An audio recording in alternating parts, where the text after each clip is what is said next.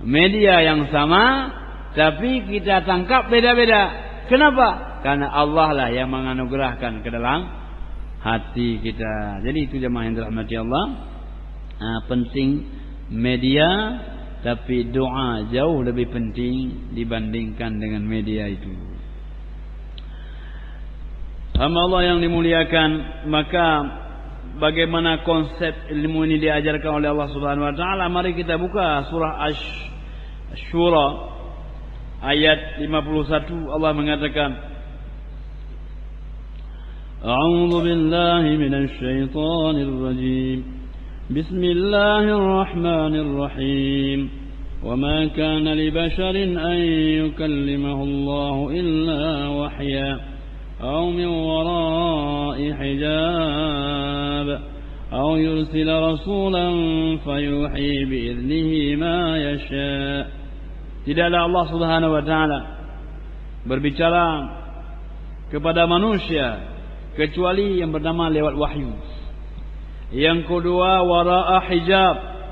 Yang ketiga diutuskannya Rasul, lalu Allah berikan wahyu kepadanya apa yang Allah kehendaki. Jadi itulah di antara bagaimana Allah Subhanahu wa taala menyampaikan wahyu kepada baginda sallallahu alaihi wasallam. Jadi jemaah yang dirahmati Allah, ini konsep belajar.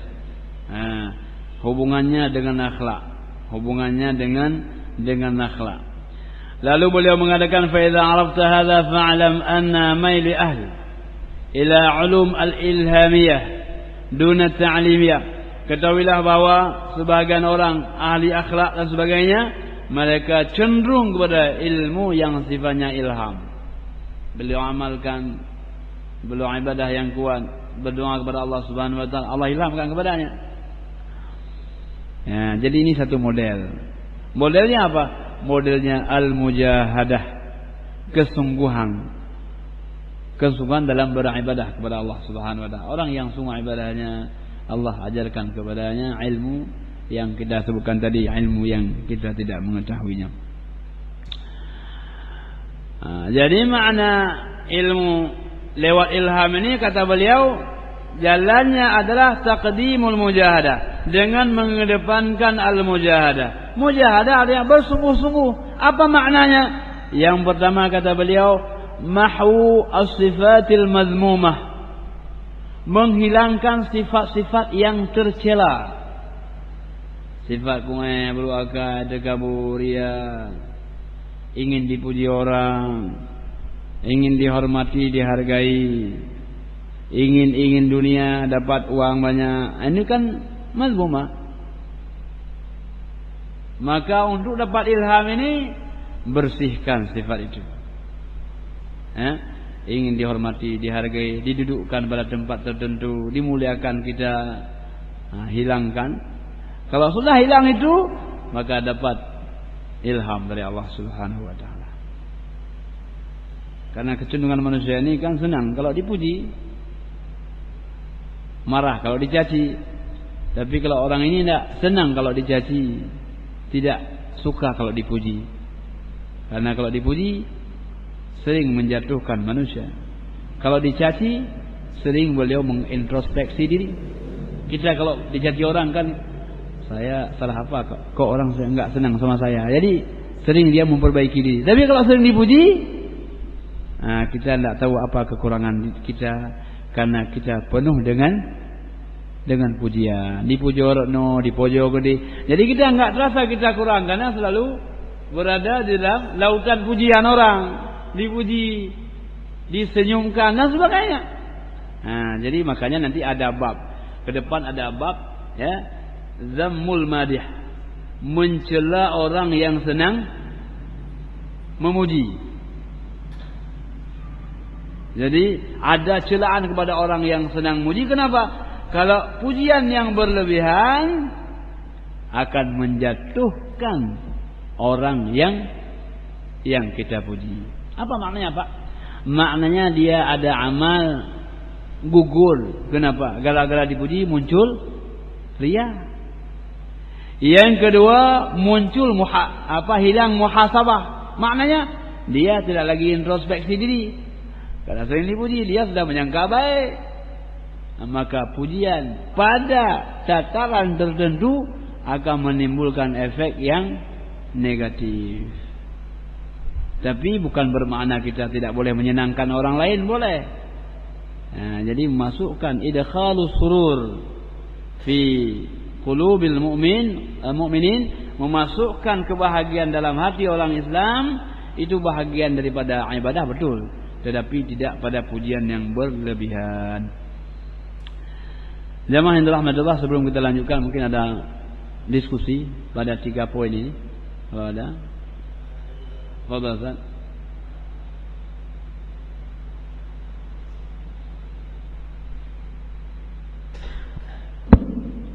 Assalamualaikum warahmatullahi wabarakatuh. Waalaikumsalam warahmatullahi wabarakatuh. Jadi kamu yang awam-awam biasa asai na urang ka ikulah lamung atau ya buat ke lamung atau kerja pesantren dalam rujudon kaji ke ketip ilmiah ke tinggi.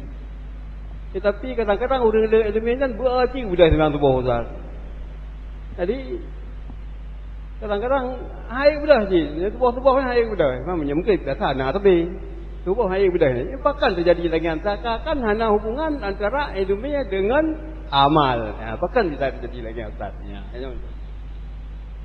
Jadi maka disebut dengan ilmu yang berkah, umur yang berkah, harta yang berkah. Maknanya apa?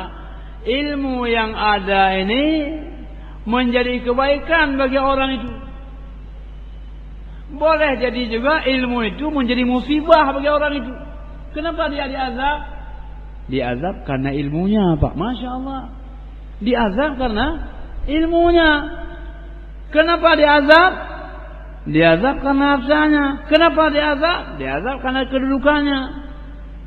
Jadi ilmu kalau yang berkah akan memberikan dia kebaikan, akan menghantarkan dia untuk beramal. Itu berkah. Kalau ada orang alim dia beramal, berarti ilmunya berkah. Kalau ada orang alim tidak beramal, apa makna? Ilmu yang tidak berkah, ilmu yang melaknati pemiliknya. Melaknati pemiliknya. Maka salah satu yang sangat bahaya, wa alimun, kata Ibn Ruslan, wa alimun bi'ilmihi lam ya'malan mu'azzabun min qabri 'ubadil wasan. Orang yang alim yang tidak mengamalkan ilmunya, kata beliau, diazab dia sebelum diazab penyembah berhala. Orang alim tidak mengamalkan ilmunya, tahu bagaimana fadilah salat subuh, bagaimana azan, dia tinggalkan itu semua. Ilmu tidak mengajarkan dia beramal, kata beliau, orang beralim dia mengamalkan ilmunya, diazab oleh Allah sebelum diazab orang yang menyembah berhala. Maka ilmu itu amanah. Ilmu itu adalah amanah. Jadi orang yang diberikan amanah, Allah tunggu mau enggak dia menyampaikan amanah. Amanah ilmu apa? Yang pertama mengamalkan. Yang kedua menyampaikan kepada orang yang tidak berilmu. Orang-orang yang punya ilmu tidak mau menyampaikan kepada orang lain, maka dia telah mengkhianati amanah.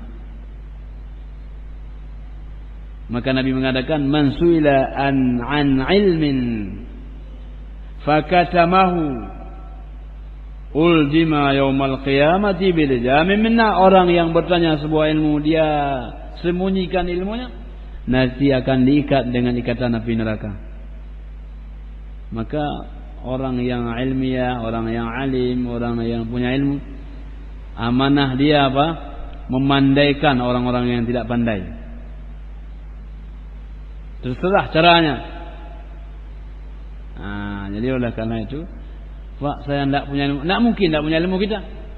Kita bisa surah Al-Fatihah, banyak orang yang belum bisa Fatihah. Kita bisa baca Quran, banyak orang yang belum bisa baca Al-Quran. Itu ilmu amanah. Nabi mengatakan, baligh anni walau ayah. Sampaikan daripadaku walaupun hanya satu ayat. Berarti kita banyak yang belum tersampaikan amanah yang Allah titipkan kepada kita. Masya Allah. Ya, Ustaz. Baik, masih ada yang lain? Ya, kalau tidak ada lagi, pada intinya adalah ilmu dia dekat dengan amal, karena dia hurufnya sama, tapi ilmu lebih dahulu, sebagaimana lam lebih dahulu daripada mim, maka ilmu mendahului daripada amal. Sebelum orang beramal, dia sudah punya ilmu. Orang yang beramal tanpa ilmu, a'maluhu mardudatun, la yuqbalu, amalnya tidak diterima oleh Allah Subhanahu wa taala. Adapun orang-orang yang hadir dalam majelis ta'lim, pengajian, andai kata dia mengamalkan sesuatu dia tidak tahu, Allah maafkan dia. Kenapa? Allah mengatakan tidak apa-apa, dia sedang belajar. Fadilah kita hadir di pengajian, fadilah kita ada pengajian walaupun seminggu sekali, agar Allah nanti memberikan kita dispensasi. Apa dispensasinya? Hana pura dengar mana kaku dia tu terima maju kajian. Jadi itulah, maka ulama itu beliau tetap belajar. Padahal ulama tetap belajar. Kenapa? Karena belajar ini ada faedahnya. Faedahnya apa?